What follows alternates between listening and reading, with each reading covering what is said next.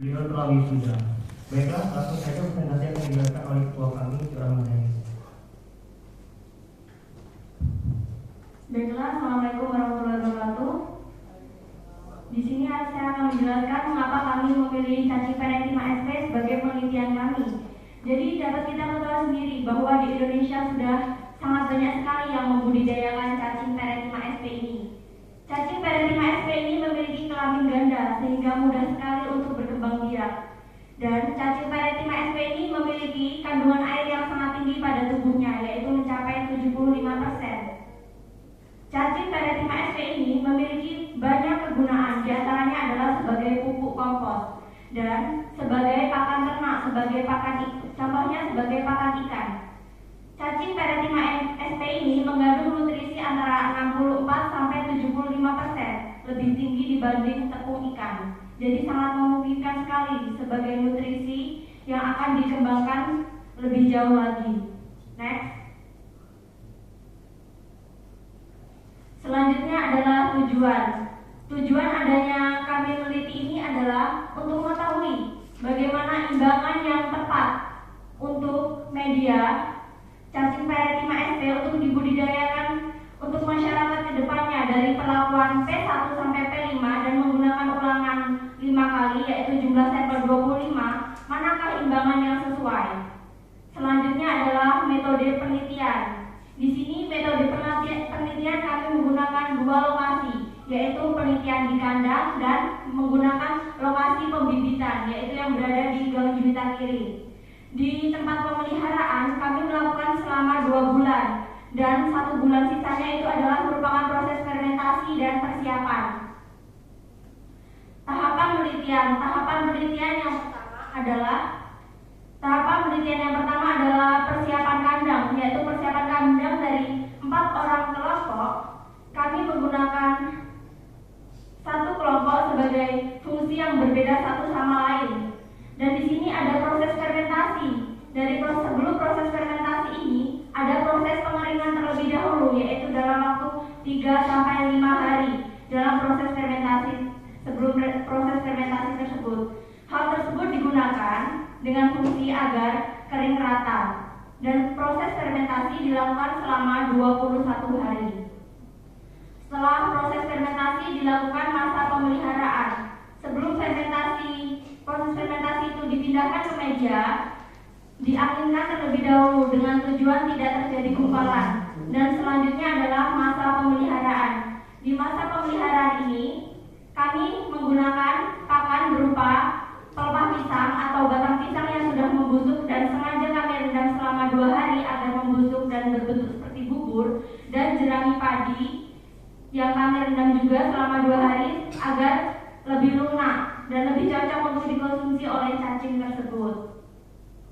Dan selanjutnya yaitu pada proses pemanenan. Di sini kami melakukan waktu 2 bulan pada proses pemanenan, yaitu untuk P1 sendiri untuk pertumbuhannya yaitu 0,85. Untuk hasil terendah itu pada P5 yaitu hanya mencapai 0,4 sekian, yaitu pada perlakuan kami P1 sampai P5. Hasil terendah dicapai pada P1. Mungkin di sini ada hasil dokumentasi yang sudah kami lakukan. Jadi dari hasil dokumentasi yang ada di PowerPoint kami ini mungkin nanti bisa ditunjukkan kepada reviewer. Dan untuk selanjutnya mungkin saya serahkan kepada moderator. Terima kasih, itulah presentasi dari kelompok kami. Selanjutnya kembali ke reviewer. Berikan aplaus dulu.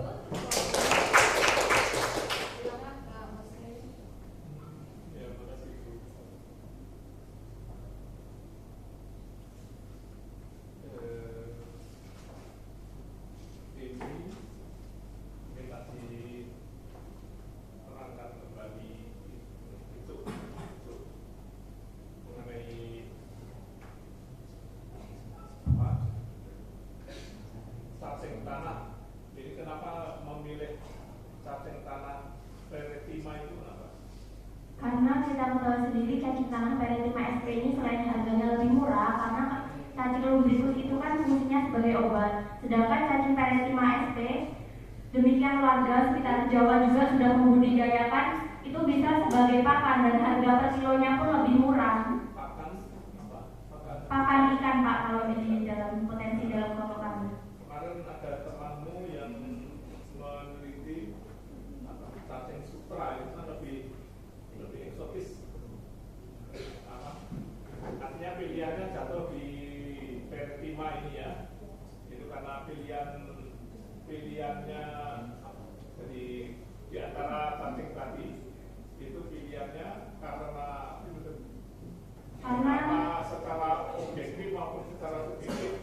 Kalau subjektif itu senangnya memang senang, tapi kalau objektifnya apa ini? Karena kita ketahui sendiri bahwa cacing parenchyma ini memiliki kelamin ganda Pak, jadi mudah berkembang biak. Dalam 2 bulan saja dari penelitian kami seperti P1 yang awalnya hanya kita kasih 10 ekor dalam satu pot dalam kedalaman 5 cm, jadi di dalam situ berkembang menjadi 25 ekor Pak. Kemudian kalau ini kan kolaborasi istilahnya ya, kolaborasi feses sapi dengan feses domba itu biasanya media parenchyma yang saya tahu itu kan juga ada campuran dasarnya itu. Ini ada sekam padi, apa saja ini ya? Sekam padi. Iya Pak. Itu aja, sekam padi aja ya. Ya, pada perlakuan P1 itu kami menggunakan 50% sekam padi dan 50% feses sapi. Ya, tahu. Artinya variabel perlakuan berbedanya ini komposisi media ya, dari yang 0% sampai ke yang 100% itu. Padahal ada lagi, kalau cacing tanah, setahu saya dia itu kan juga hidup di tanah dengan media baik itu tumbuh-tumbuhan maupun sisa hewan gitu ya. Gimana Pak, apakah ada sumber pusaka bahwa itu sebaiknya itu juga ada sumber dari dedaunan atau sumber dari bukan sekedar sekam pada sekam ini media saja ya. Gimana ini? Baiklah, akan saya jawab. Jadi di situ kita memberitakan yaitu berupa pelasa pisang dan batang pisang yang sudah kami busukkan selama 2 hari. Jadi dalam hal itu